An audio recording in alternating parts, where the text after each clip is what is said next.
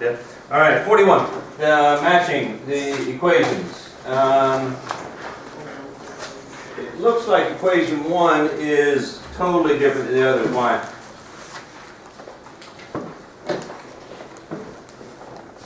What makes equation 1 different than the other ones? H of x.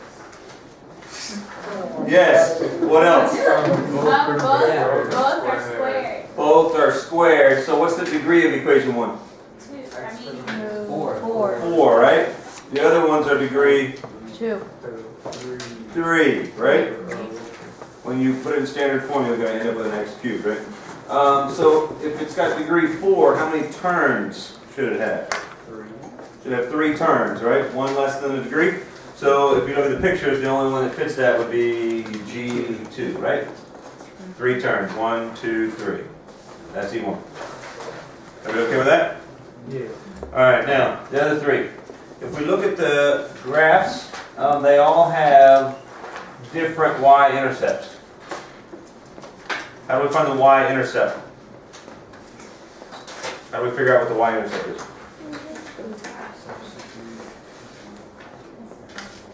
It's the constant if it's in standard form, which these aren't. So if we were to multiply it out, whatever that constant would be the answer, right? Or we could substitute in a 0 for the x's, right? Yeah. All right, so let's look at equation number 2. What would that constant be, or what value would we get if we plugged in a 0 for the x's?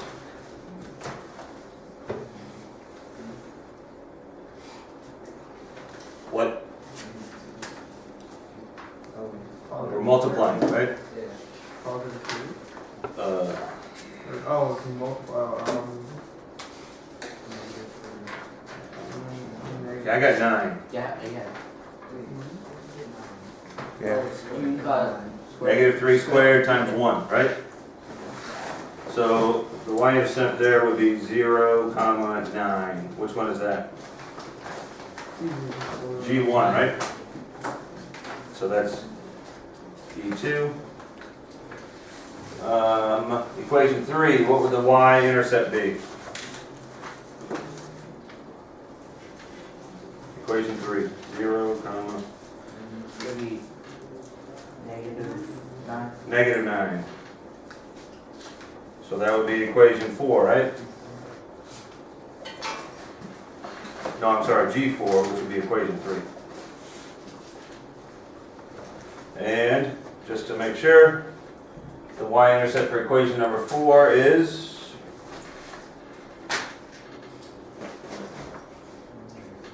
yes, -3. Very good. So that looks like G3.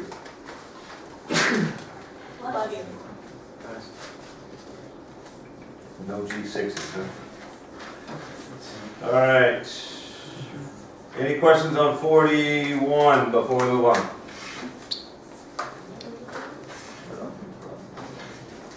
Okay, 42.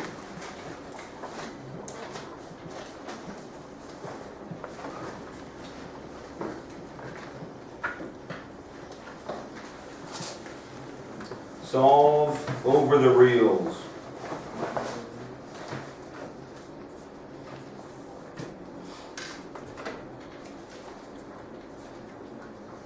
Okay, so what we're going to do is we're going to pretend this is an equal sign, and we're just going to solve it, and then we're going to address the inequality at the end. So is everybody okay with that? Yeah. So if this was an equal sign, how would I solve this? It's a quadratic. You want to set it equal to 0, that's done. Try to factor it, right? A times C is -15. 2 numbers multiplied to -15, but add up to -2. -5, 3. -5 and 3, right?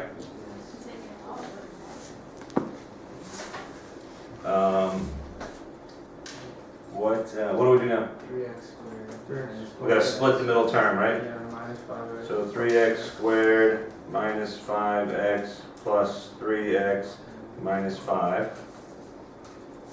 Group it by 2's.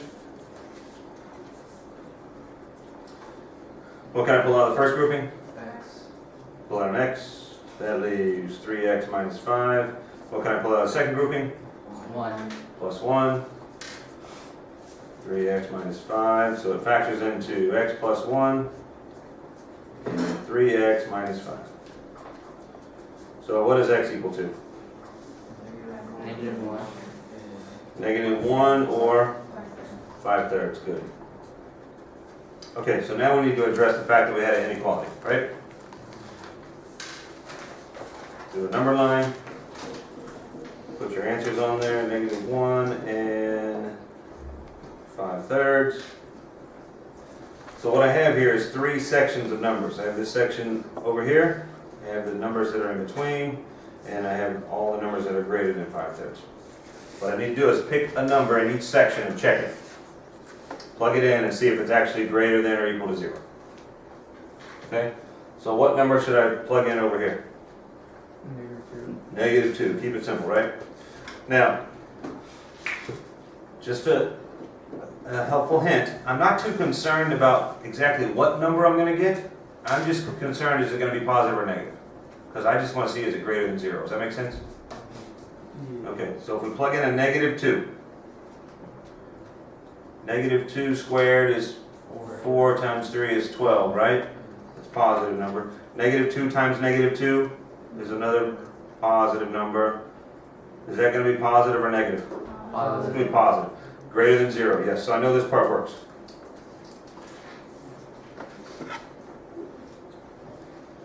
What number should I plug in here? 0. 0? Good.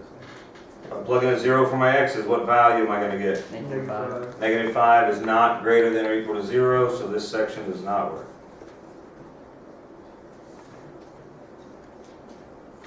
And what number should I plug in greater than 5/3? 2. 2. 12 minus 4 minus 5. Yeah, That's still positive. that still works. Still positive, right? So this part's going to work. So I need to list all these numbers, and I need to list all those numbers. So negative infinity all the way up to -1, including the -1, union, 5/3 to, that's a comma, infinity. Back. Notice we're including -1 and 5/3, because if we plug those in, we'd actually end up getting 0, and 0 is greater than or equal to 0. Questions on 42 before we move on? Yes, ma'am. What is union? It combines 2 sets of numbers. They're 2 completely different sets, but they're both part of my answers. And it combines them. What else?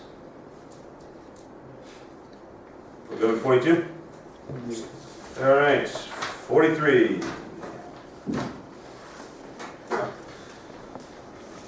The function f of x is shown above, but only in quadrant 1. Graph the rest of the function if f is an odd function.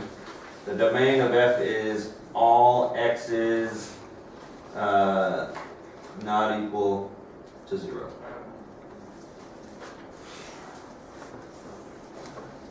All right, so what the heck's an odd function? The one that's like a line. Function with an odd term. Yeah. Or like an odd. with The an odd degree. leading, or the highest degree is an odd, right? Yeah. Okay.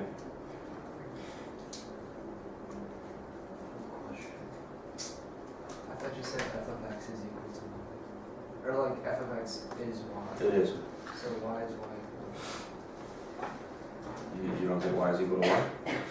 Well, wouldn't there be more problem than just that?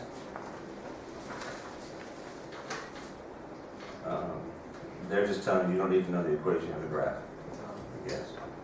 But y is f of x. Okay. What does an odd graph look like? It has the same ending. It ends the same way as a linear function. I forgot the word. End behavior, there it is. And then behavior is linear function. as linear. It's a reflection, the graph of an odd function reflects across the origin. Odd origin. Oh, you might want to write that down.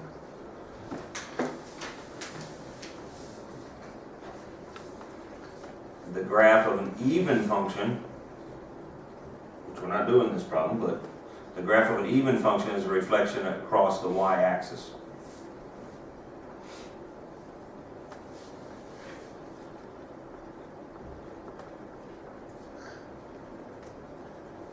So odd reflects across the origin, even reflects across the y-axis.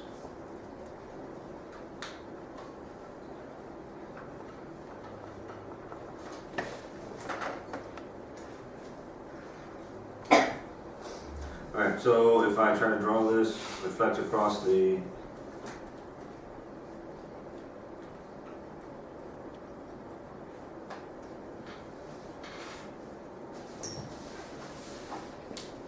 Alright, there's my best.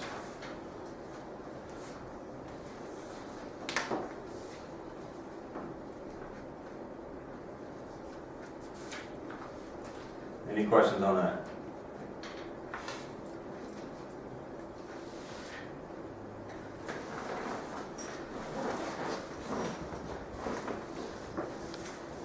Basically, you're taking all the x's and y's and negating both of them. So for example, this point right there, 1, 2, 1, 2, 3, 4, is 2, 6.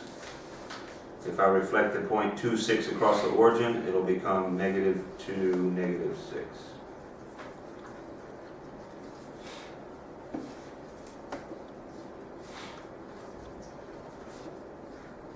Any questions on odd and even functions?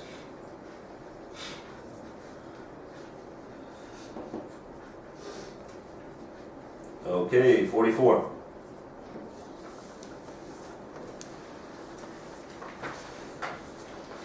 All right, 44, they want us to add the complex numbers.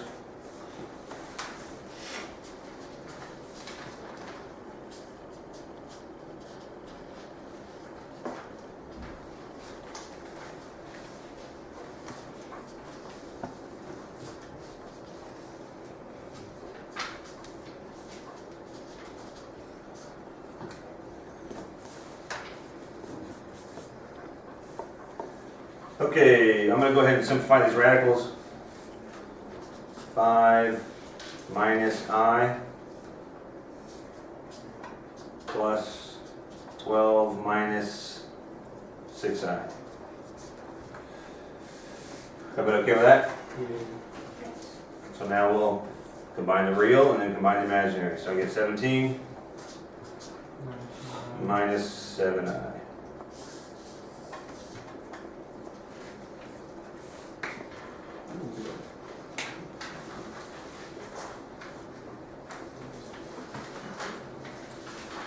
Questions on 44?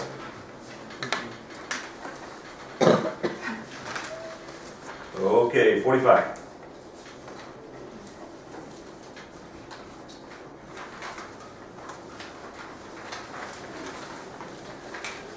Multiplying complex numbers, 45a. 4 plus 3i and 2 minus I. Alright, so we'll just FOIL these out. 4 times 2 is 8. 4 times negative I is minus 4i.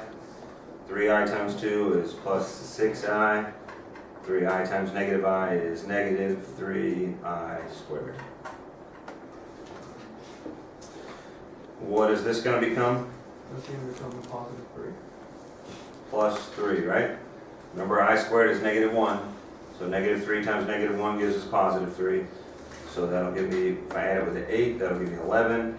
And then I can combine like terms here, plus 2i.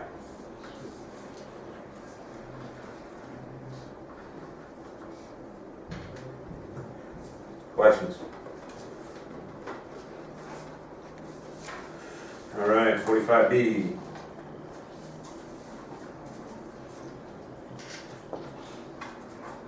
Three I minus 8 squared. Remember, if you square something, you multiply it by itself.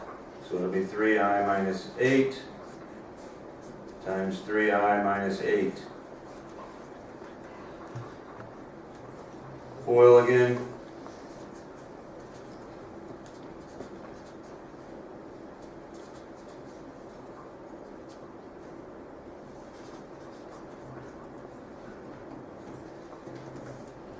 What is this going to become? Negative 9. Negative 9 and 64. 55 minus 48.